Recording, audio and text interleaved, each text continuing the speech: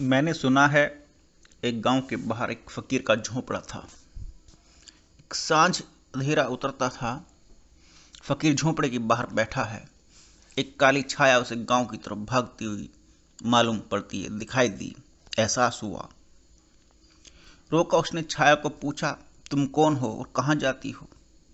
उस छाया ने कहा, मुझे पहचाना नहीं, मैं मौत हूँ और गांव में जा रही हूँ। प्लेग आने वाला है, गांव में मेरी जरूरत पड़ गई है।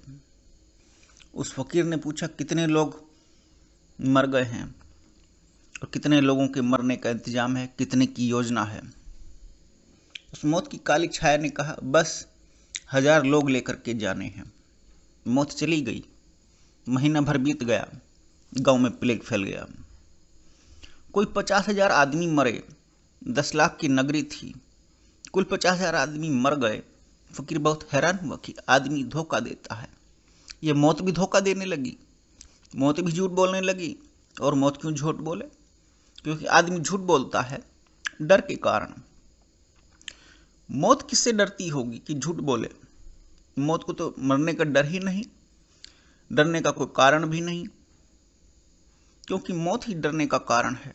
तो मौत को क्या डर हो सकता है? फकीर बैठा रहा कि मौत वापस लौटे तो पूछूं।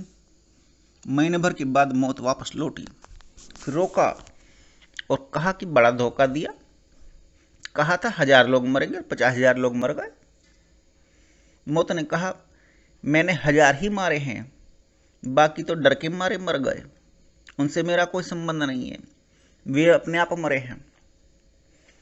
और भय से कोई आदमी बिल्कुल मर जाए बड़ा खतरा नहीं है, लेकिन भय से हम भीतर ही भीतर मर जाते हैं और बाहर जीते जाते हैं। भीतर लाश हो जाते हैं और बाहर जिंदा रहते हैं। भीतर सब डेड हो जाता है, मुर्दा, मरा हुआ आदमी, और बाहर हमारी आंखें, हाथ पैर चलते हुए मालूम पड़ते हैं।